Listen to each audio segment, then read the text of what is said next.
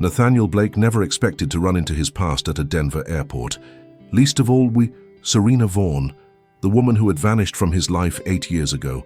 But nothing could have prepared him for the words spoken by the little boy standing beside her. Daddy. The child was his mirror image. The same eyes, the same smile. A son he never knew existed. Before we dive into this story of reunions, secrets, and second chances, tell me in the comments, where in the world are you watching from today?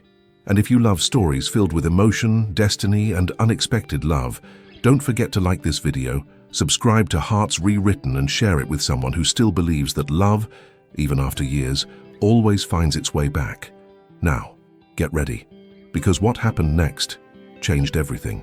Nathaniel Blake glanced at his watch for the third time. His flight to San Francisco would depart in 40 minutes, and the security line still stretched across Denver's busy airport. The sound of rolling suitcases, overlapping voices, and metallic announcements echoed through the air. At 38, Nathaniel was the kind of man who drew attention without trying. Tall, broad-shouldered, pale-skinned, with perfectly styled blonde hair. He carried the quiet elegance of someone who lived in control. His steel blue eyes were his trademark, intense, calculating, and almost always unreadable. The charcoal gray tailored suit he wore fit like armor. "Mr. Blake," called Ava, his assistant, typing quickly on her tablet. "I've confirmed the car in San Francisco and pushed the meeting with the investors 2 hours later." "Excellent," he replied, handing her the briefcase. "Go ahead, Ava, make sure everything's ready." She nodded and hurried toward the line. Nathaniel's phone buzzed. Another business call. "Blake speaking," he said in the firm, commanding tone that made him feared in boardrooms. "Tell the board I won't settle for anything less than full control. They need me more than I need them." It was just another routine negotiation. Power kept him alert, and until something, maybe chance and maybe fate, made him lift his eyes at the exact moment. And there she was, Serena Vaughn. 8 years. 8 years since he'd last seen her vanish without a word. Yet even from a distance, he would have recognized the way she stood, that subtle gesture of tucking her hair behind her ear. Serena was standing by a coffee kiosk, black curly hair falling in soft waves over her shoulders, her warm medium brown skin touched by the golden light of the terminal. She wore a simple blue sweater and dark jeans. Nothing extravagant, and yet, amid the rush of the airport, time seemed to stop around her. The voice on the phone faded into noise. Nathaniel stopped walking, feeling the ground shift beneath his feet. "I'll call you back," he muttered, ending the call without waiting for a reply. For a moment he considered just walking away. The past was dangerous, and he'd learned how to bury it well. But his feet moved on their own, as if destiny had already decided for him. Serena hadn't noticed him yet. She was bent over, talking to someone small, a little boy with dark brown hair, skin a shade lighter than hers, holding tightly to her hand. Nathaniel couldn't see the boy's face, but he heard the soft laughter, and something deep inside him trembled. "Serena," he called just a few steps away. She looked up and went pale. The coffee cup trembled in her hand. "Nathaniel," she whispered. Her voice was the same, gentle, steady, and now laced with panic. That's when the boy turned around. Nathaniel felt the air leave his lungs. The child's steel blue eyes mirrored his own with frightening precision. The jawline, the faint dimple on the right cheek, even the arched brown, a perfect miniature copy. "Mommy, who's that?" the boy asked, curious. Serena froze, lips parted, eyes wide. She gripped his hand tighter. "Noah, honey, we have to go. Our flight leaves in a few minutes." But Noah looked up at him for a moment and said, simply, innocently, "Mommy, he looks like me." And then he smiled. "Daddy." That single word struck Nathaniel like lightning. The noise of the airport vanished. All that remained was the echo of that small voice. He had a son he never knew existed. "Noah," Serena said quickly, tense. "It's not, I already explained." "Serena!" Nathaniel's voice was rough. "We need to talk." "Not here," she said, glancing away. "Not in front of him." "Now," he insisted. "After all these years, you owe me that." She hesitated, tears threatening to fall. I can't. Our flight..." "Then cancel it." "What?" She blinked, startled. "Cancel the flight," he repeated. "I'll cancel mine, but you're going to listen to me." Serena took a deep breath, as if fighting her own heart. "Nathaniel, this isn't the right moment." 8 years, Serena, he cut in quietly. 8 years, and you think it's still not the right moment? She stared at him, defeated by the pain behind his words. Not arrogance, but something raw, wounded. And for the first time in years, she saw something in his eyes that wasn't control. It was hurt. "Fine," she whispered, exhausted. "I'll cancel." Nathaniel pulled out his phone and spoke quickly.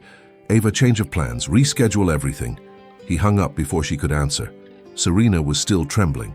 "I can't believe I'm doing this." "Neither can I," he admitted. "But we need to." Noah, oblivious to the tension, looked up with a curious smile. "Mom, is the man coming with us?" She sighed, pulling him closer. "We're going to talk to him, okay?" Nathaniel watched them, mother and son, and felt the weight in his chest.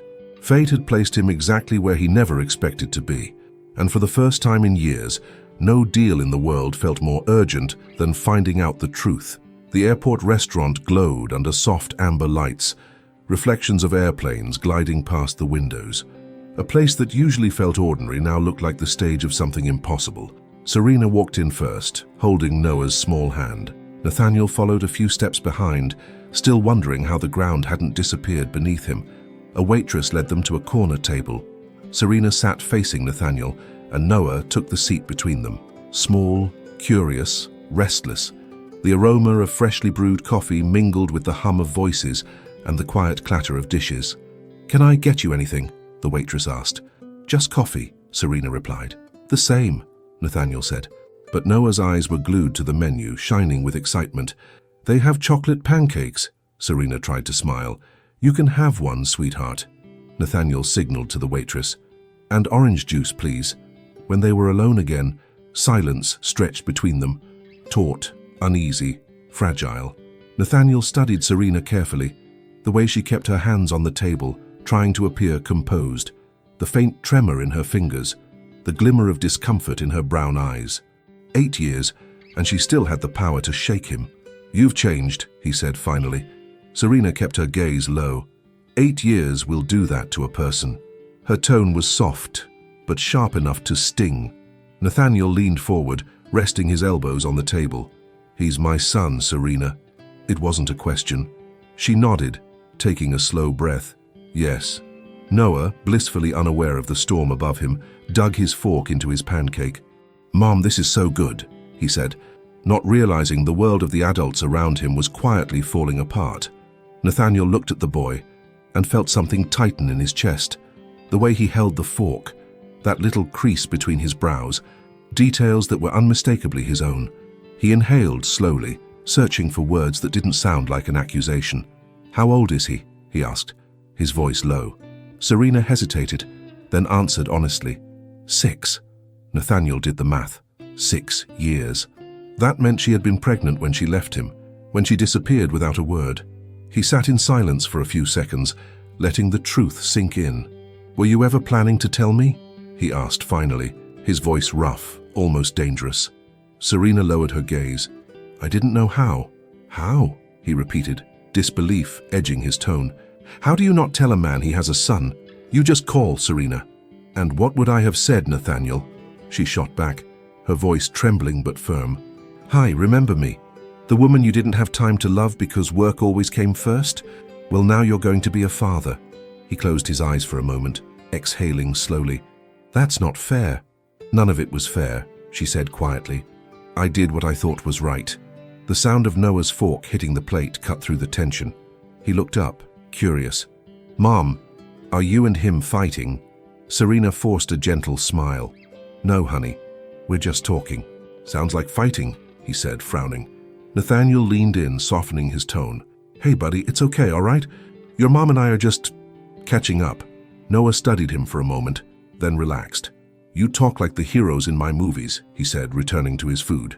An involuntary smile tugged at Nathaniel's lips. Serena noticed and quickly looked away, her heart betraying her with a flicker of warmth. For a few moments, the silence wasn't so heavy anymore. Only the sound of planes outside, the clink of coffee cups, and two hearts trying to make sense of what fate had just done. "You should have trusted me," Nathaniel said quietly. "I did," Serena whispered. "I just didn't trust you to stay." "And if I had?" She looked at him, her eyes glistening with unshed tears. "Then maybe our story would have been different." Nathaniel drew in a long breath and turned toward Noah, who was now drawing something on a napkin with the waitress's pen. 2 airplanes and a house. Serena smiled faintly. He loves to draw. Says he wants to be a pilot someday. Smart, Nathaniel murmured, his tone softening. And brave, like his mother. Serena didn't answer. For a moment, their eyes met, and in that quiet exchange lived everything they had tried so hard to bury. The past wasn't gone. It was right there, alive between them. I want to know him, Nathaniel said finally. For real, I want to be part of his life. Serena watched him in silence, weighing the sincerity in his words. He deserves that, she said softly, but with conviction. But if you're going to step in, Nathaniel, step in to stay. He nodded slowly. 8 years was too long. I won't make that mistake again. Noah looked up, smiling. Can I show you my drawing now? Nathaniel leaned closer. Of course, champ. Serena watched them, the man she once loved and the boy who embodied everything they had lost, and her heart raced with a realization. Nothing would ever be the same again. The coffee had gone cold, the sun dipped low beyond the terminal windows, and once again fate quietly shifted the course of their story. The scent of coffee and freshly baked bread lingered in the air, blending with the distant echo of loudspeakers announcing departures. The small airport cafe felt suspended in time, as if the world outside had stopped just for the 3 of them. Serena sat with her eyes fixed on the untouched cup of coffee, trying to steady her trembling hands. Nathaniel watched her in silence. He had faced boardrooms, multi-million-dollar mergers, ruthless investors, but never had his heart raced like this. Across from him, the little boy who shared his steel blue eyes and that same crooked smile played absently with a straw, blissfully unaware of the weight of the moment. "Do you like the juice, champ?" Nathaniel asked, his voice low, uncertain. Noah nodded enthusiastically. "Mom, can I get a muffin too?" "Of course, sweetheart," Serena said, managing a faint smile. "Just one, okay?" As the boy ran to the counter, Nathaniel leaned forward, his tone quiet, careful. Has he always been like that? So full of energy? Serena's eyes softened as she followed her son with her gaze. "Since the day he learned to walk," she said with a small, proud smile. "He's curious. He asks a million questions, takes his toys apart just to see how they work." Nathaniel let out a slow breath. "Sounds a lot like me when I was his age." She didn't answer, but for a brief moment her eyes warmed. When Noah returned with the muffin in his hands, he looked at Nathaniel with open curiosity. "Are you Mommy's friend?" Nathaniel hesitated. Before he could answer, Serena jumped in quickly. "He's an old friend, honey." Noah took a bite of the muffin, swinging his legs under the chair. "Mommy said my daddy's away on a long work trip and that he's gone for a while." He looked up, his tone innocent. "Are you him?" The air between them vanished. Serena froze, her hands clasping tightly on the table. Nathaniel sat still, staring at the boy, his chest constricting. "Noah," Serena began, her voice fragile, searching for the right words. But the boy pressed on, with the honesty only a child could have. "Because you have eyes just like mine. Mommy always says I got Daddy's eyes." Nathaniel inhaled deeply, fighting the swell of emotion. Maybe you did," he said softly. Serena shot him a warning glance, but couldn't bring herself to say anything. "So, are you my daddy?" Noah asked again, quietly, his small voice filled with hope, the kind of hope that breaks grown hearts. Nathaniel's throat tightened. He leaned closer, his words trembling like a confession. "Noah, sometimes life gets complicated, but yes." His voice cracked slightly. "I'm your dad." The boy's eyes lit up and he smiled, a smile Nathaniel knew he would never forget. "I knew it." Noah clapped his hands softly, grinning. "I told you, Mommy, I told you he'd come back." Serena's eyes welled with tears, but she steadied her breath. "Noah, sweetheart." But the boy was already leaning toward his father. "Are you leaving again?" he asked, suddenly serious. "Are you going back to work?" Nathaniel swallowed hard, feeling the weight of all the absences he hadn't even known were his. "No, champ," he said quietly. "I'm not going anywhere. Not for now." That seemed to be enough. Noah's face broke into a relieved grin. "Then can you come to our house? I want to show you my room, my drawings, and my giant dinosaur." "Noah," Serena interjected gently, trying to stay composed. "Daddy's very busy. Please, Mommy," Noah begged, holding her hands with a tenderness that melted everything inside her. Just for a little bit. I want him to see everything." Serena turned her gaze toward Nathaniel, searching for an escape, but he said nothing. He just waited, silent, his heart in her hands. "I'd love to," Nathaniel said finally, his voice calm but full of emotion. "If that's all right with you, Serena." The silence that followed stretched long and heavy. Serena closed her eyes briefly, then looked at her son, that same smile, that same spark in his blue eyes, and knew she couldn't say no. "All right," she said softly, "but just for a little while, Noah." "Yes," the boy cheered, jumping from his seat and throwing his arms around Nathaniel. "It's gonna be amazing." Nathaniel caught him instinctively, feeling the small heartbeat thudding against his chest. And in that touch, simple, pure, unexpected, he finally understood what he had truly lost all those years. When Noah let go, bubbling with excitement, Serena stood and gathered the tray, trying to compose herself. "We should go," she said quietly. "The gate's about to close." "Can I call you?" Nathaniel asked, his tone softer than he meant it to be. "To plan something. To see you both again." She hesitated, but Noah's hopeful eyes beside her left her no choice. "I'll text you," she said at last. Nathaniel nodded, accepting the small victory. "Thank you, Serena." Noah ran back to him one last time before they left. "Bye, Daddy," he said, laughing. The sound of that word pierced Nathaniel in a way nothing else could. He stood there watching them walk down the bright terminal, Serena's curls catching the light as she held Noah's hand, the boy skipping beside her. Nathaniel didn't move. He just stood still, feeling his life tilt on its axis.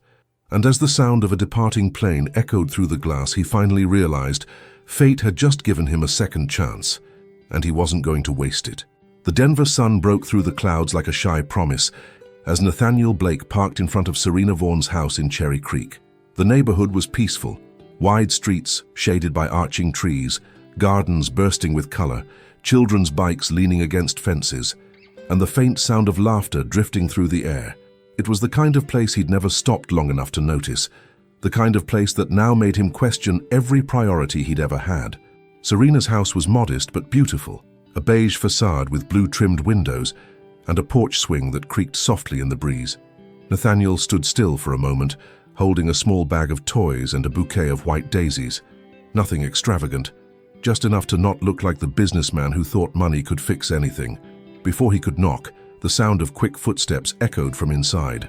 "You came!" Noah shouted, throwing the door open and running straight into his arms. Nathaniel crouched, caught off guard by the boy's warmth. "Of course I did, champ. You promised me a tour of the house, remember?" Noah laughed, his blue eyes gleaming. "Mom, he really came. I told you he would." Serena appeared in the hallway, her curly black hair loose, pinned back by a simple clip. She wore a light blouse and jeans, casual but effortlessly graceful. Despite the cautious look in her eyes, there was something on her face, maybe relief, that Nathaniel noticed before she even spoke. "I thought you'd change your mind," she said, trying to sound composed. "After that invitation," he replied with a faint, disarming smile. "Not a chance." She looked away, shaking her head, but the corner of her mouth betrayed her, curving slightly upward. "Come in," she said softly. The house smelled of fresh coffee and cinnamon. Toys were stacked neatly in one corner of the living room. Children's books lay open on the coffee table, and colorful drawings covered the wall like a gallery of innocence. Nathaniel took it all in slowly, absorbing the details of a life he'd never been part of. "This is our castle," Noah declared proudly, "and that's Mommy's throne." He pointed to a floral-patterned sofa. "She drinks coffee there and reads her school papers." Nathaniel chuckled. "A beautiful castle. And very well ruled, I'd say." Serena smiled faintly. "Sometimes the little king here makes his own rules." Before she could say more, Noah was already running down the hallway. "Come on, Daddy. I want to show you my room." The word Daddy hung in the air before anyone could react. Serena froze for a second but didn't correct him. Her eyes flickered, somewhere between fear and something far softer. "He's quick with words," Nathaniel said gently, trying to ease the moment. "He's quick with everything," she replied, her guarded smile returning. "Go on before he brings the house down." Noah's room was a delightful chaos. Adventure books, scattered toys, and a poster of dinosaurs above the bed. He picked up a plastic T-Rex and held it up proudly. "This is Rex. He roars, but sometimes he stops working." I can try to fix it, Nathaniel said, kneeling on the floor and opening the battery panel. Serena leaned quietly against the doorframe, watching. Nathaniel in rolled-up sleeves, sitting cross-legged among toys and laughter. It was a picture she never thought she'd see. When the mechanical roar came back to life, Noah cheered. I knew you could do it. Mom, he's amazing. Nathaniel laughed, slightly embarrassed. Guess that's my inner failed engineer. You studied engineering? Serena asked, genuinely curious. Almost, he said. Dropped out in my second year. Thought business would take me further. He looked up at her. And it did. Just not to the right place. Her breath caught and she looked away before he could read too much in her eyes. Noah, why don't you show him the backyard? The boy grabbed Nathaniel's hand and pulled him down the stairs. The yard was small but full of life. A big tree with a tire swing, a patch of crooked flowers, a forgotten ball near the fence. Mom helps me plant stuff, Noah said proudly. But her flowers grow sideways. He laughed. She says it's because the sun here's lazy. Nathaniel crouched, running his hand through the dirt. Maybe they just need a little more care, he said quietly. Like us, right? The boy answered, distracted, swaying gently on the swing. The words hit Nathaniel harder than he expected. From the porch, Serena was watching them. And when their eyes met, something passed between them, a silent understanding of everything they hadn't yet said. Would you like some lemonade? She asked, breaking the moment. It's hot today. Inside, the air felt lighter. Noah ran upstairs to fetch a drawing, leaving the two alone in the kitchen. He's... Nathaniel began, his voice unsteady. He's incredible, Serena. She smiled, her eyes glistening. He's my whole world. And now, he said softly, he's mine too. Serena drew in a slow breath, fighting to keep her voice even. I don't know what that means yet, Nathaniel. He's just a child. You can't walk in and out of his life. I'm not walking out, he said simply. She looked at him for a long moment, and what she saw in his eyes, that same clear blue reflected in Noah's, made her heart falter. Before she could answer, Noah came running in, waving a piece of paper. Look, Mum, I drew us. 3 figures filled the page. A woman with curly black hair, a boy with blue eyes, and a tall man in a suit. Below, in uneven handwriting, it said, Our family. Silence filled the room. Serena wiped her eyes, overwhelmed. Nathaniel stared at the drawing, unsure whether to smile or break apart completely. When he finally said goodbye that evening, Noah hugged him tight. You'll come back tomorrow? Nathaniel hesitated. If Mommy says it's okay. Serena met her son's eyes, then Nathaniel's. Tomorrow, maybe, she said quietly. Nathaniel nodded, stepping into the golden dusk, feeling for the first time in years that he was walking away from where he truly belonged. From the window, Serena watched him leave. Noah was still playing on the floor, but she knew nothing would ever be the same after that day. Mornings in Cherry Creek had fallen into a quiet rhythm. 3 times a week, Nathaniel showed up at the curb in a dark sports jacket, and Noah came rushing down the stairs, already talking a mile a minute. Serena would watch from the doorway, arms crossed, pretending indifference as maple leaves drifted across the lawn. 5:30, she'd remind him each time. He eats at 6, bed by 8. Understood, Nathaniel would reply, accepting her rules like a signed contract. Noah grabbed his hand without hesitation. Today's the Rock Museum, you promised. They went, to the Museum of Nature and Science, to the City Park playground, to the used bookstore where Noah fell in love with an old dinosaur guide. Nathaniel started carrying a vintage film camera to keep the first things, he'd said, capturing little details, muddy sneakers, a grin smeared with chocolate, a small hand holding a perfect leaf. Serena saw the photos when he sent them. She took her time replying. Beautiful, she would text, sometimes just a star emoji, and somehow that tiny symbol stayed in Nathaniel's head the entire day. He started leaving small gestures behind, fixing the loose latch on the gate, replacing the porch light bulb, leaving a bag of potting soil by the garden, no note attached. Serena noticed. She didn't thank him by text, but when he dropped Noah off one evening, she handed him a mug of hand-brewed coffee in a chipped cup that somehow became his favorite. By the 3rd week, Noah had declared Thursday pizza night and demanded Nathaniel stay. Serena hesitated, then gave in. The small kitchen table came to life with mismatched silverware and paper napkins. A dusty vinyl record spun softly on her grandmother's turntable, the music low enough to let the silence breathe. Nathaniel sliced bell peppers with surgical precision. Serena kneaded the dough, her hands steady, curls falling over her face. At one point, their fingers brushed, both reaching for the flour bowl. It lasted barely a second, a spark, a caught breath, and then they both looked away, like teenagers terrified of being caught feeling. "You're a good cook," Serena said quietly. "Just good enough to survive," he replied with a half-smile. "My specialty's burning toast." She laughed, a sound he'd forgotten he missed, and Noah clapped in delight. When the pizza came out of the oven, Noah declared it the best in the universe. Nathaniel tucked that sentence somewhere deep inside, like a charm he never wanted to lose. After dinner, Noah dumped a box of toys onto the rug. Serena sat on the floral couch. Nathaniel joined him on the floor. They built a city of blocks, one tower eerily resembling the glass headquarters of Blake Enterprises. "Do you miss it?" Serena asked softly. "The building." He shook his head. "I miss the illusion that it meant everything." She answered with a quiet hum and didn't press further. Nathaniel's phone buzzed on the table. "Ava, the press wants a comment about your stay in Denver.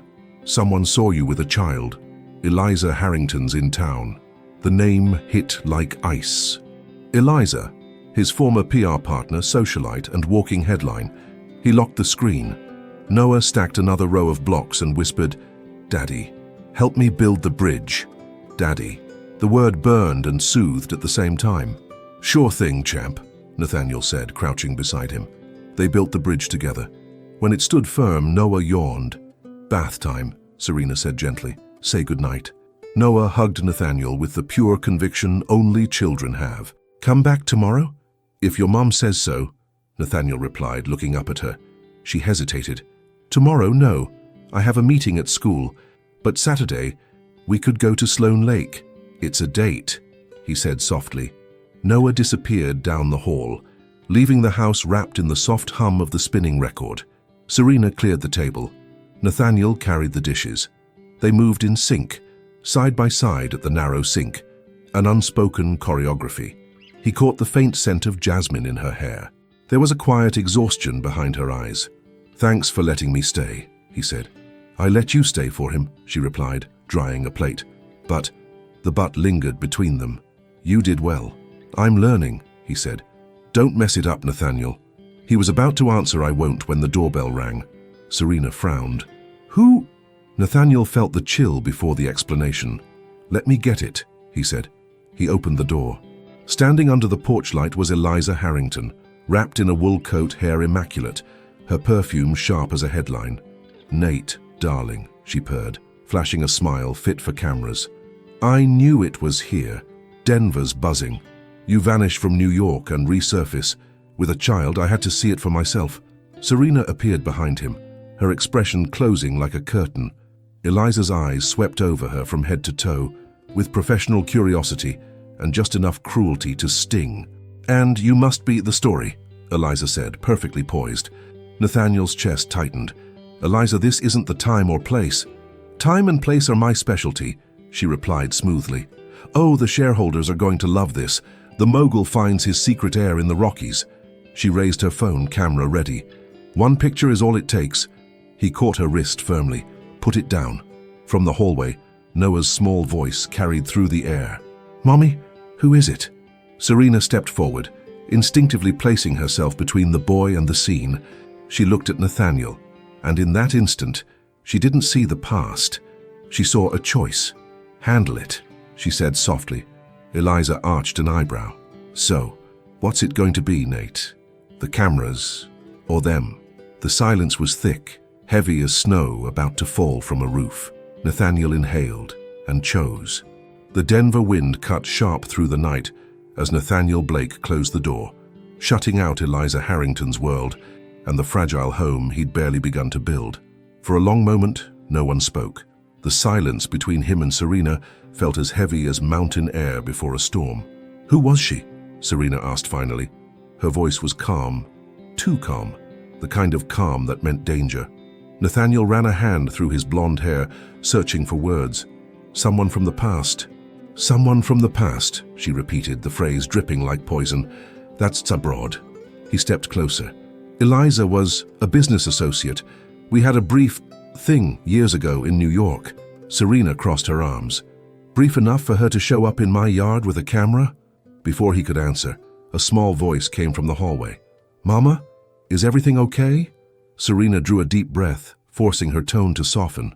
It's fine, sweetheart. Just a misunderstanding. Go back to bed, okay? Noah nodded sleepily and padded down the hallway until his footsteps faded. Only then did she look back at Nathaniel. So this is what happens when your old life finds you. Her words were quiet, but each one landed hard. People with phones at the door? Headlines waiting to explode? I didn't ask her to come here. But she came anyway, Serena shot back, and she knew exactly where to find you. He felt the sting of that truth. She means nothing to me. Then why did it feel like she thought otherwise? Nathaniel sighed. Because Eliza always needs to be the center of attention. It's what she does. Serena turned toward the window. The porch light reflected against the glass, blurring her own reflection. And what do you do, Nathaniel, when the past knocks on your door? He stepped closer, his voice low and rough. I stay. You say that now. But tomorrow, she might post everything. And when the spotlights turn back on, what's left for me? He didn't answer. She looked at him, and in her eyes was fear. Fear of being left behind. Again. Go, she whispered. Before Noah wakes up and sees you like this, angry, half explaining. He hesitated. Serena, please. The word was soft, but it cut deeper than a scream. Nathaniel nodded, grabbed his coat, and stepped into the cold. The Denver night bit through his skin, but not half as sharply as the emptiness inside him. Morning came gray and unforgiving. The local newspaper headline stared back at him. New York magnate spotted in Denver with woman and child. No names, but the photos told enough.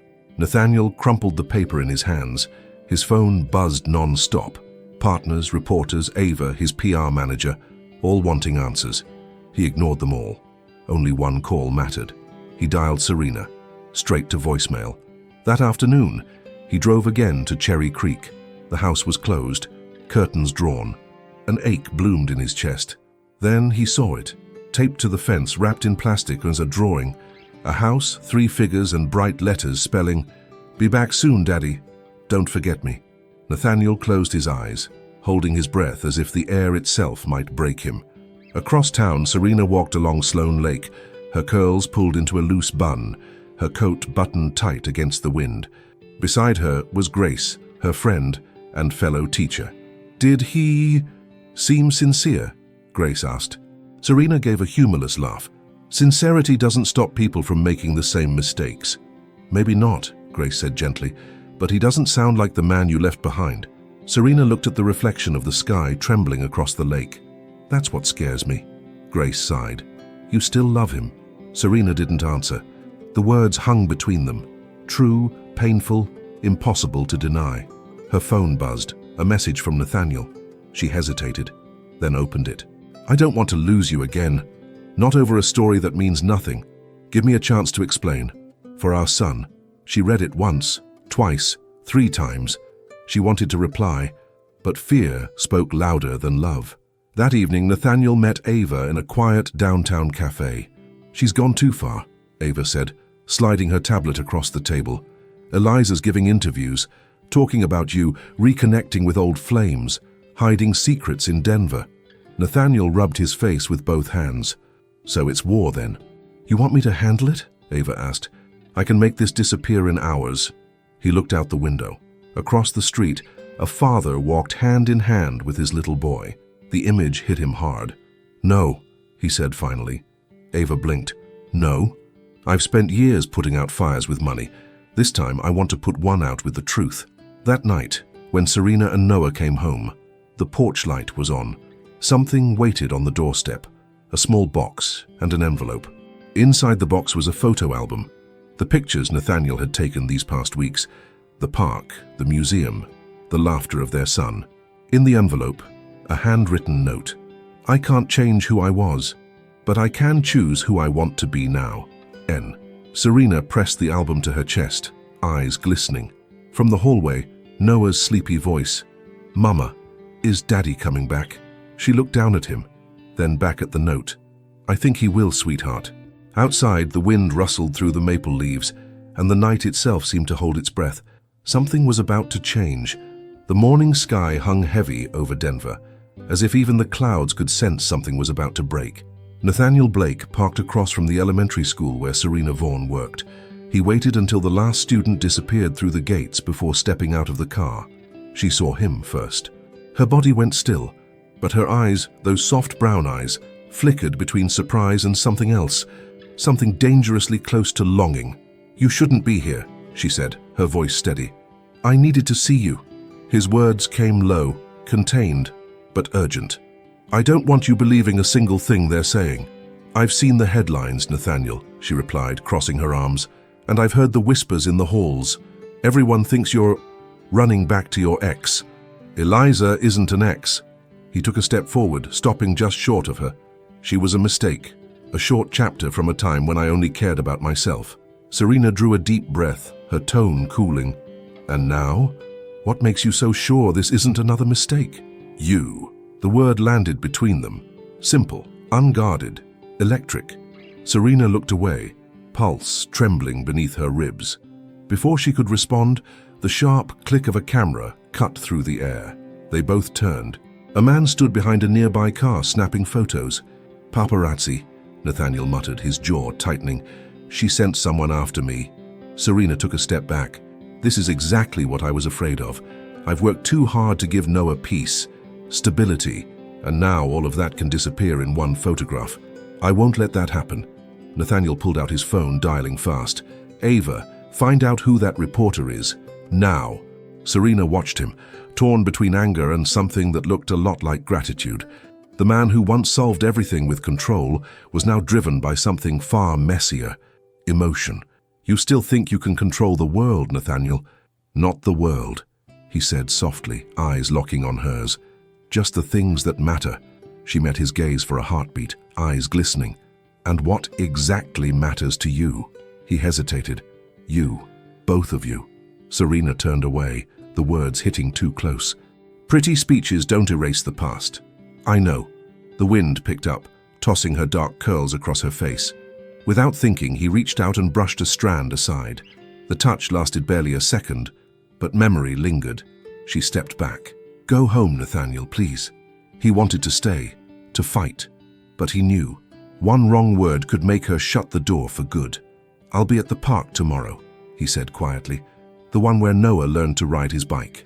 If you come, I'll know there's still hope." That night, Serena couldn't sleep. The news played on repeat, his face flashing across the screen, headlines spinning. "Mystery woman in Denver. Is Blake's heart back in play?" Each image made her chest tighten. She sat on the edge of the bed and opened the photo album he'd left behind. In one picture, Noah was laughing, a full, radiant smile she'd never quite captured alone. And in that instant, she realized Nathaniel was changing. Maybe for her. Maybe for the little boy who called them our family in his crayon drawings, but fear still whispered louder than hope. The next afternoon, the park was nearly empty. Golden leaves danced across the path, and somewhere nearby, a street musician played a slow, wistful saxophone. Serena arrived not knowing if she truly wanted to see him, but he was there, sitting on a bench by the lake, no suit, no expensive watch, just a simple coat, a coffee cup, and a quiet gaze on the water. When he saw her, he rose slowly. "You came. I still don't know why." "That's a start," he said, offering a small, cautious smile. They walked in silence, Noah running ahead, kicking piles of amber leaves. "The press doesn't scare me," Nathaniel said finally. "I've faced worse, but losing you, losing him, that terrifies me." Serena's voice was soft but guarded. "And what will you do if Eliza doesn't stop?" "Face her. And if she says something that could hurt me?" He took a steady breath. "Then I'll tell the truth. I'm not the man she wants the world to believe I am." Serena gave a faint laugh, dry, disbelieving. "You talk like truth fixes everything." "Maybe not for the world," he said, watching her closely. "But maybe for you." She didn't answer. A gust of wind swept past, carrying a single golden leaf onto his shoulder. Without thinking, she brushed it away. For a moment, time froze. His blue eyes met hers, and that quiet, dangerous tension filled the space between them again. "I don't know, Nathaniel," she whispered. "I want to believe you, but it still hurts to remember when you chose to leave." "I didn't leave." he said softly. I lost my way, and I'm trying to find my way back. Her heart stuttered. With every word, the walls she'd built began to crack. Before she could speak, her phone buzzed. A message from an unknown number. Want to know what he really did in New York? Watch Channel 8 at 7 p.m. Her blood ran cold. Nathaniel saw her face change. What is it? She turned the screen toward him. He read it, jaw tightening. Eliza, he said darkly. Serena stepped back, fear and exhaustion colliding. So she's really going to destroy everything. He lifted his eyes to hers, steady and unwavering. Only if we let her. The space between them was too small for lies, and too wide for certainty. And somewhere, a clock ticked closer to 7 o'clock, to the truth that could end or save everything. At 7 p.m., Denver held its breath. Serena smoothed her curls nervously in front of the TV. On the rug, Noah sat cross-legged, piecing together a puzzle, and Nathaniel stood by the doorway. No suit, just a dark coat and storm blue eyes that hadn't rested in days. You're sure about this? Serena asked quietly. If this turns into another public wound? Truth doesn't rot in the light, he said, and I'm done running. The TV blared a sharp transition tone. Breaking news. A familiar voice filled the screen. Exclusive, Eliza Harrington, live. In a New York studio, Eliza smiled. Sharp, practiced, lethal. Good evening, she began. America wants to know why Nathaniel Blake vanished from Manhattan and resurfaced in the Rockies. Is it love or scandal? I knew him well, and tonight I'll tell you what he won't. Serena's breath caught. Nathaniel didn't flinch, but his jaw tightened. 3 years ago, Eliza said, we spent a season together. He was brilliant and distant. He had one rule: business first, people later. I was the intermission. She tilted her head, savoring the pause. And I also heard he solved a problem by paying off a dismissed supplier. Check signed. Case buried. Serena's voice trembled. Is that true? I paid the compensation he was owed, Nathaniel said. Legal approved it. It wasn't hush money. On screen, Eliza smiled like she'd won something. And now he reappears with a woman and a child. Is it family he wants? Or a new narrative? The anchor leaned forward. Would you say he's dangerous? I'd say he learns late, Eliza answered, and hurts people while he learns. Serena muted the TV. The silence that followed hurt worse than the noise. On the rug, Noah looked up, holding a drawing he'd made that afternoon. 3 stick figures holding hands.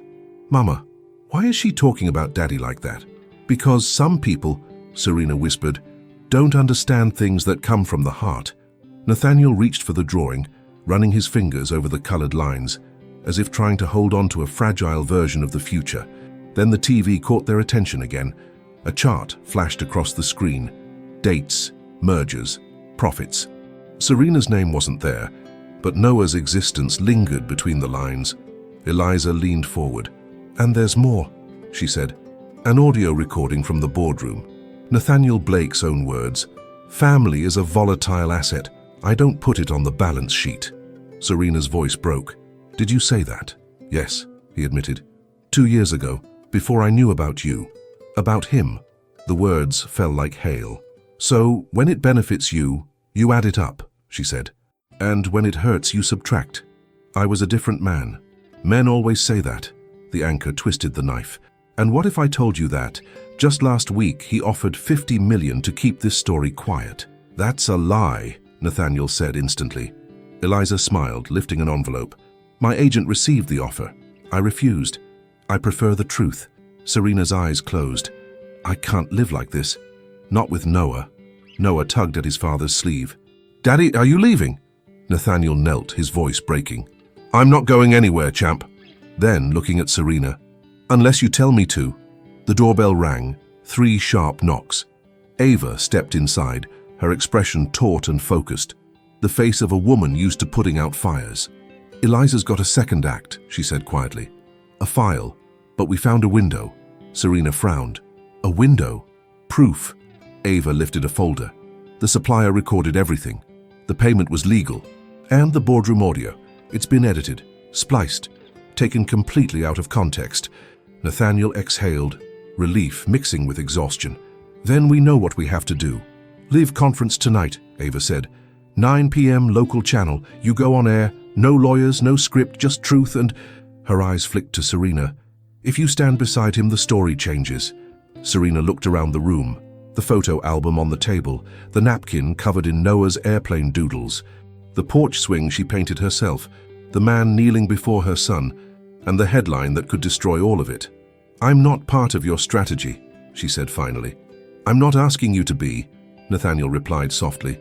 I just need you to see me. Mama, Noah whispered, gripping her hand.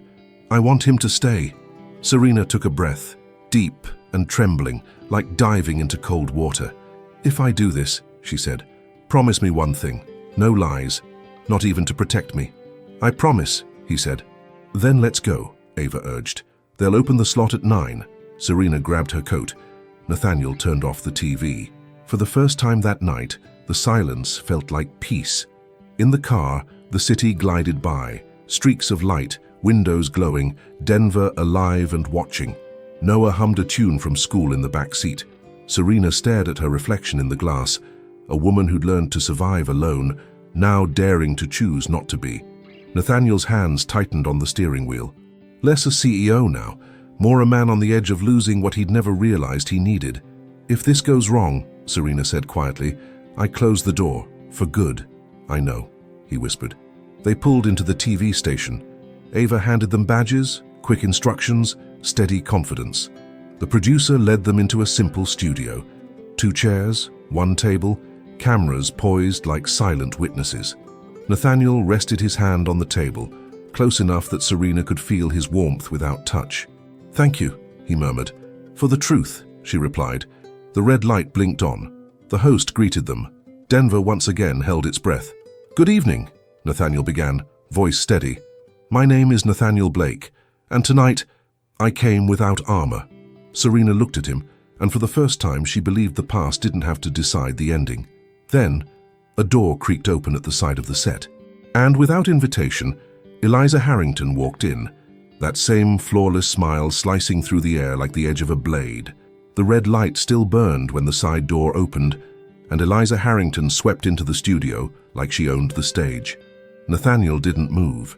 His steel blue eyes followed her, cold and still, like the surface of a January lake. Good evening, Denver, Eliza said, turning to the cameras. I came to help the city understand who it's really dealing with. Live program, warned the host. Let's keep it civil. Go ahead, Nathaniel said evenly. You speak first, then I will. Eliza laid an envelope on the desk. Contracts, dates, transactions. The portrait of a man who calculated people as risk, and now suddenly, a family man. Serena gripped the edge of her chair. She recognized the hunger for control, the same one she used to see in the mirror when she fought for survival. Nathaniel leaned toward the mic. I made mistakes, he said simply. I worked as if love were background noise. I pushed away the people who mattered. Today I choose differently. I'm not asking for belief. I brought proof. Off camera, Ava lifted a folder. On the screen appeared emails, legal documents, the signed approval for the settlement, and then the full audio of the board meeting. Family is the asset I don't list on the balance sheet because it can't be measured in numbers. Eliza's smile didn't falter. And yet, she interrupted, you told me once that commitment gets in the way, that no one had the right to ask you for priority. I did, he admitted, because it was easier to be steel than to be flesh. Serena looked at him, and in his face, she saw no defense, no performance, only raw courage. Why Denver? Why now? Asked the host. Because here I found a boy who calls me Dad, and a woman to whom I owe more than apologies, Nathaniel said. I came because I'm done running. Eliza gave a short, cutting laugh. Or because I left you with nowhere else to go. He turned his gaze directly to the lens. I came because I love my son, and because I can't imagine a future without Serena and Noah. When Serena blinked, Eliza was already staring at her. And you? Eliza asked, sugar over venom. You'd risk your son's peace for a man who learned too late?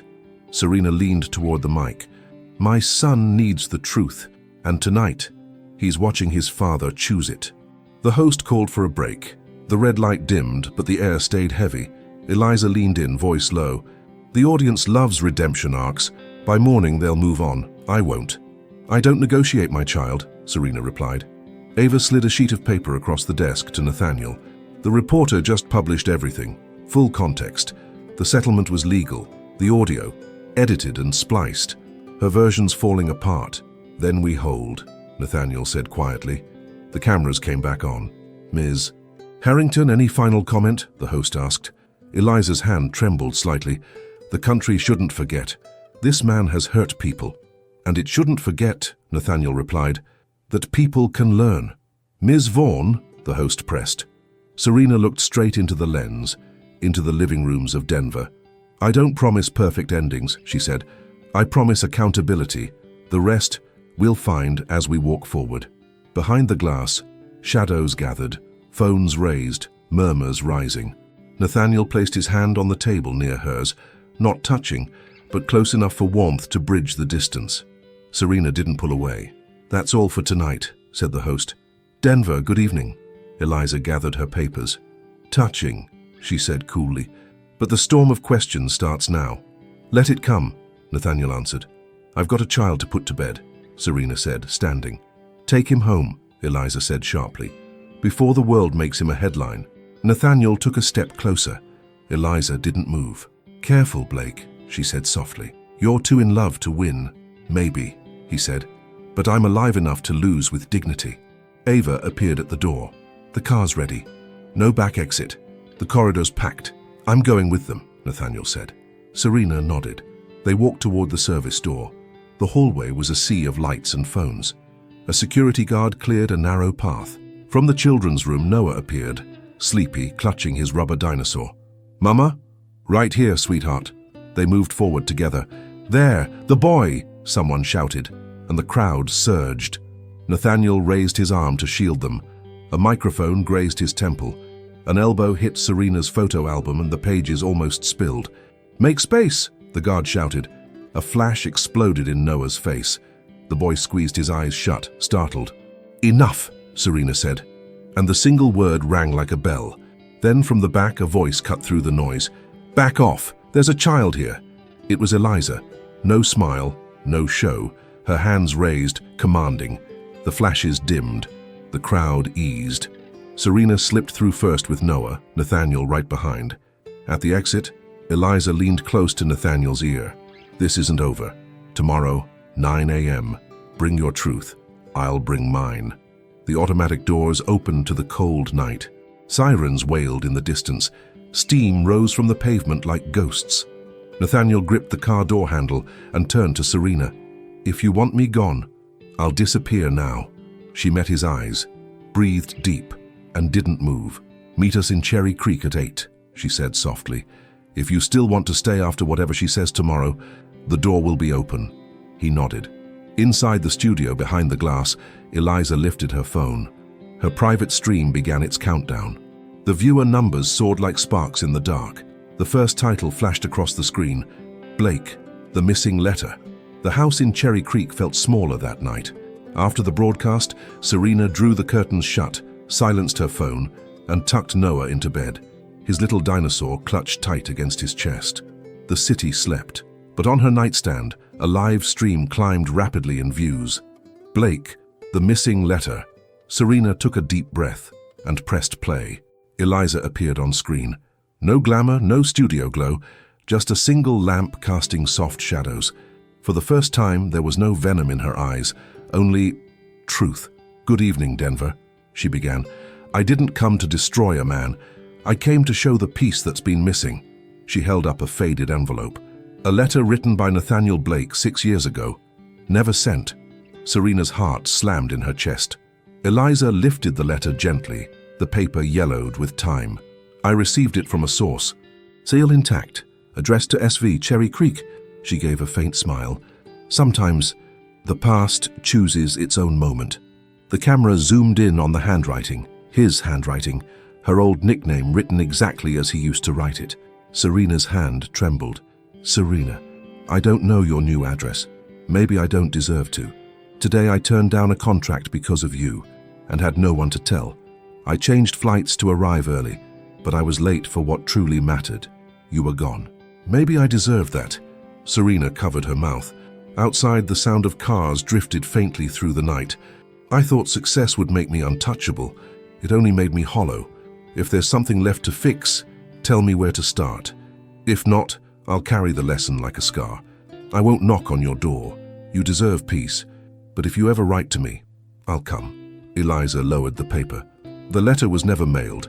My source says it was held back, to avoid complications." She turned a page. The one who held it, his former attorney? Serena's eyes shut tight and fury and relief colliding in the same breath. The live chat exploded. "He tried. It's all an act. Who keeps a love letter hostage?" The postmark read 6 years ago, 2 months after she'd left him. Eliza inhaled deeply. "I'm not here to absolve him," she said softly. "I was hurt too, but the city deserves context.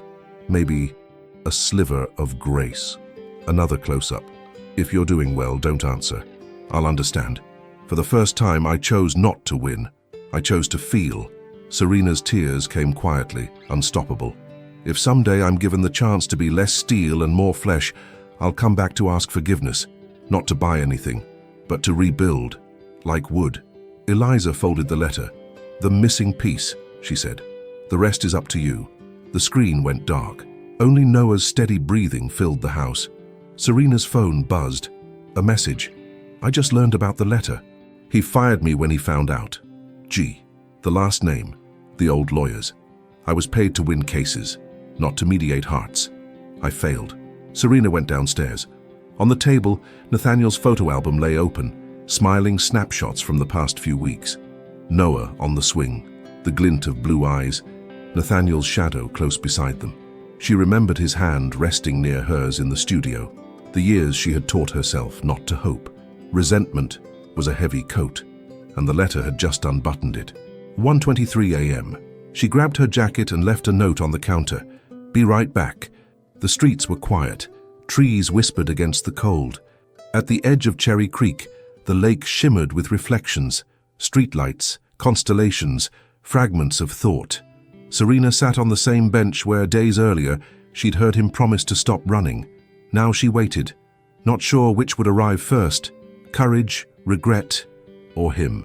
The sound of footsteps on gravel came at 2:14 a.m. Nathaniel emerged through the shadows, plain coat, empty hands. He looked taller under the trees and smaller under the weight in his eyes. "I saw the broadcast," he said quietly, stopping 2 steps away. "I didn't know the letter still existed. I thought I'd been too much of a coward to send it." "You wrote it," she said softly. "I did, and I didn't send it. That's on me too." The wind tugged at her curls. He kept his distance, as if he knew closeness had to be earned.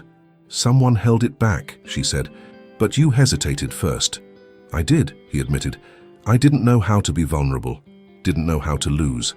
And now I've lost enough to understand the value of what remains." The water shimmered with trembling light. A duck glided through the mirrored sky. "Eliza's not done," Serena murmured. "She promised more tomorrow." "I don't have dossiers," he said. "Only breath and truth. If that's enough, I'll stay. If it's not, I'll stay anyway." "I can't promise more than I can give," Serena said. "I'll always protect Noah first." "I know," he replied. "That's why I trust you more than I trust myself." She tucked her hair behind her ear. He smiled faintly, holding back the urge to reach for her. "If I'd read that letter back then," she began, "maybe nothing would have changed," he said. "Or maybe everything. We can't edit the past." "No," she whispered, "but we can rewrite what comes after." His blue eyes caught the light from the lamppost. "If you'll let me," he said softly, "I'll learn the rest along the way." "Tomorrow," she said. 8 o'clock, at home, coffee, no cameras. 8 o'clock, he repeated, like a vow. He turned to leave. Serena stopped him. "No flowers," she said. "Bring time." Nathaniel nodded. For a moment, the world seemed to find its rhythm again. He walked away, not looking back, respecting the distance. Serena stayed, listening to her heartbeat settle into a rhythm both old and new. When she returned home, she paused by Noah's door. He slept on his side, one hand resting on the open album he'd carried to bed, as if holding a bridge between the past and what might come next. Serena turned off the light, closed the door gently, and let the silence give her the only answer she needed. Tomorrow, at 8, she would listen, and the rest would come with time. The Denver sun filtered through linen curtains, scattering golden light across the wooden floor. Serena Vaughan woke before the alarm. Sleep had never come, Not after that night by the lake. Every word, every look from Nathaniel still echoed inside her, like a sound the heart refuses to forget. The kitchen smelled of coffee and toasted bread. Noah still slept upstairs, his stuffed dinosaur crushed against his chest. Serena set the table with automatic gestures, her thoughts miles away. 8 o'clock.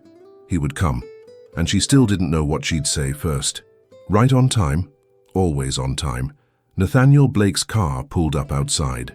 The black sedan glistened softly in the morning light. He stayed there for a moment, watching the little house, the small windows, the white fence, the patch of daisies swaying in the breeze. This was a world he'd never known, and now, the one he wanted to belong to. Serena opened the door before he could ring the bell. "Good morning." "Good morning," he answered, voice calm but careful. "I hope I'm not too early." "You're right on time," she said, hiding her nerves. "Come in." He stepped inside, bringing with him the crisp mountain air and the faint scent of cedar and musk. The contrast was almost poetic. A billionaire who once commanded empires now standing in a home filled with children's drawings, toys scattered on the floor, and the distant ticking of a wall clock. Serena watched him quietly. His blonde hair combed neatly back, his dark wool coat and those steel blue eyes, always seeing more than his words ever revealed. Nathaniel smiled when he noticed a framed photo on the side table. Serena and Noah, laughing under the rain. "He has your smile," he said softly. "And your eyes," she replied without thinking. The words lingered in the air, heavy, tender, undeniable. She offered him coffee. He accepted. For a while, the only sounds were the gentle clink of cups and the warmth of silence. Neither wanted to be the first to break it. Then Nathaniel spoke, voice lower than usual. "The letter," he began. "It was the first time I ever wrote without trying to negotiate something. I just didn't know how to start again." "Sometimes starting is the easy part," Serena said, her gaze drifting to the window. "It's holding on afterward that's hard." Nathaniel set his cup down, thoughtful. "I want to hold on, Serena, not to fix what's broken, but to live what's left." She stirred her coffee slowly. "What's left? Do you think it's enough?" "It can be," he said, "if there's still love, or at least the will to learn how to love right this time." The truth in his words made her catch her breath. "Noah's growing up," she said softly. "He needs to know his father's here to stay." "And you?" Nathaniel asked carefully. "Do you need that too?" Serena met his gaze, not with resistance but with calm. "I need peace. And maybe peace begins when I stop running from what scares me." Nathaniel rose slowly, stepping just close enough for their breaths to share the same quiet space. "I'm not asking you to believe me yet," he said gently. "Just let me prove it, one day at a time." She didn't answer, but her small nod said enough. Then came the sound of soft footsteps. Noah appeared in the hallway doorway, hair tousled, blue pajamas wrinkled, eyes still half dreaming. "Mama," he mumbled, rubbing his eyes. "I heard voices." Serena turned with a smile she barely held together. "Good morning, sweetheart. Look who came for breakfast." Noah's face lit up instantly. "Daddy!" he shouted, running to Nathaniel. "You really came!" Nathaniel knelt, heart thundering. "I promised, didn't I? And when I promise, I keep it." Noah laughed, a sound so pure it filled the whole room. "Mama said the coffee's warm. Are you staying?" Nathaniel looked up at Serena. She hesitated for only a heartbeat. Then, "He's staying." Noah clapped, thrilled. "Can I show you my castle after breakfast?" "Only if there are pancakes too," Nathaniel teased. "I'll make them," Noah shouted, racing for the fridge. Serena and Nathaniel exchanged a glance. A quiet laugh escaped them both. The tension melted, replaced by something softer. While Noah whisked the batter with clumsy determination, the kitchen filled with the scent of childhood and second chances. Nathaniel watched.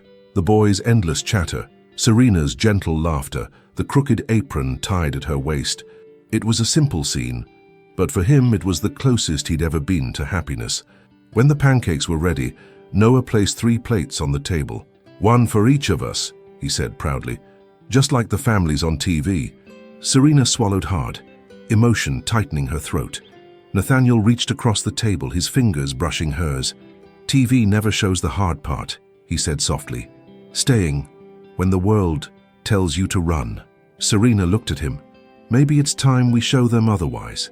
Noah's eyes sparkled. "Can I say something?" he asked. "Of course," Serena smiled. The boy took a deep breath, as if sharing the biggest secret of his little life. "I like when we eat breakfast like this," he said. "It feels like family." The silence that followed was the beautiful kind, the kind that doesn't need to be filled. Serena looked at Nathaniel, and his gaze said everything without a single word. "This is what I want." He reached for her hand gently, and this time, she didn't pull away. Outside, the wind whispered through the trees, and the soft sound of laughter filled the house. Nathaniel knew forgiveness wasn't a destination, it was a path. But sitting there, at that small table in Cherry Creek with Serena and Noah and the smell of pancakes in the air, he finally understood. True love had never really left. It had simply been waiting, patiently, for its second chance. The morning wind danced through the trees, scattering golden leaves across the yard, covering the ground in shades of honey and copper. The sky was clear, but the air carried that faint scent of change, the kind that comes before winter, and sometimes before new beginnings. Serena Vaughan stood by the window, watching Noah run across the grass, laughing.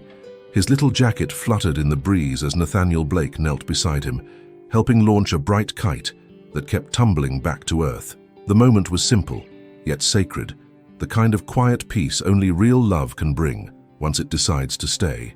For a heartbeat, Serena let herself get lost in that picture. Noah's laughter, Nathaniel's blue eyes catching the sunlight, her warm skin against his pale glow. It was as if the universe, tired of keeping them apart, had finally decided to piece them back together. Nathaniel looked up, saw her at the window and smiled, a smile that spoke without words, a silent promise that time, sometimes, does know how to heal what it once broke. Noah burst inside, kite in hand, his face smudged with dirt. "Mama, Daddy said too much wind is like too much coffee. It makes everything crazy," he giggled, repeating the joke. Serena laughed, kneeling to wipe his cheeks. "He's right. Now go wash your hands before breakfast." Nathaniel appeared behind him, hair tousled by the wind, shirt sleeves rolled to his forearms. He looked less like a billionaire and more like a man learning how to breathe again. "Did you get it to fly?" Serena asked. "For a few seconds," he said with a grin. "Then it decided the sky was too big to be controlled," she smiled. "Sounds like someone I know." "You've always told me that," he said, stepping closer, "that I needed to stop trying to control the wind." Their eyes met. For a moment, time hesitated, caught between the past and the now. When Noah returned, clean hands, curious eyes, Nathaniel lifted him up and spun him around until laughter filled the room. "Put him down, Nate," Serena said, pretending to scold. "He just washed up." "Just once more," Noah shouted, laughing. "One last time," Nathaniel promised before setting him down, and Serena couldn't help but smile. Moments later, Noah darted off to his room, mumbling about finding a super important toy. Silence returned, gentle, not heavy. Nathaniel reached into his pocket and pulled out a small navy blue velvet box, worn at the corners. "I wanted to show you something," he said, opening it. Inside lay 2 silver keys. Serena frowned softly. "What's this?" "The key to my new place," he explained quietly. 15 minutes from here, close to Noah's school." She blinked. "You're moving here?" "I already have," he said with calm certainty. "I set up an office at home. Rebecca handles the rest. For the first time in years, the company can live without me. I want to learn how to live too." Serena took the keys gently, unsure how to feel. "I don't want you doing this for me, Nathaniel." "It's not for you," he said with a half smile. "It's for us, for him, and maybe for the man I still want to become." Their eyes met, and for a moment the world went still. "I don't know if I believe in happy endings," Serena whispered, "but I do believe in second beginnings." "Then let me earn mine," he said softly. His voice carried no weight of the past, just truth. He took a slow step forward, and her heartbeat stumbled. From the hallway, tiny footsteps broke the moment. Noah ran back in, clutching a piece of paper. "Look!" he shouted. "It's us." The drawing showed 3 colorful figures, a tall blonde man, a curly-haired woman, and a smiling boy holding a kite high in the sky. "It's our family," Noah said proudly. "Now it's complete." Serena swallowed hard, her heart swelling. Nathaniel knelt beside him, his voice trembling. "It's perfect, champ. Can I put it on the fridge?" the boy asked. "Of course," Serena said softly. She placed the drawing beside the old photos, and somehow the space that once felt empty now looked whole. Noah dashed back outside, leaving them alone again. Nathaniel looked at the fridge, then at her. "He's the best part of us. And the reason any of this makes sense," she said, smiling gently. Nathaniel drew a breath, hesitant. "Serena, I don't want to rush you. I know forgiveness takes time. I just want you to know I'm here. Not for a while, for good." She watched him quietly. Outside, the leaves kept falling, each one a soft echo of change. Then, without overthinking, Serena stepped forward and wrapped her arms around him. It was a slow embrace, full of memories and unspoken promises. He held her carefully, like something precious he'd once lost and finally found again. "Welcome home," she whispered against his chest. "This time, stay. This time, I will," he murmured. From the yard, Noah's voice rang out. "Mama! Daddy! The kite's flying!" They pulled apart, laughing, and ran outside. The sky was open, the breeze gentle, and the kite, bright and defiant, soared high above them. Nathaniel lifted Noah onto his shoulders, and Serena stood watching, tears glimmering like morning light. There, under the open sky, there was no past, only a new beginning. Because love, after all, isn't what leaves, it's what chooses to stay. And so, between laughter, forgiveness, and a brand new beginning, Serena, Nathaniel, and little Noah proved that true love always finds its way back. If this story touched your heart, tell us in the comments which moment moved you the most. We'd truly love to know. And while you're here, don't forget to like, subscribe to Hearts Rewritten, and share this story with someone who still believes in second chances. Every click, every comment, every share helps this channel grow and keeps us creating more stories that speak straight to the heart.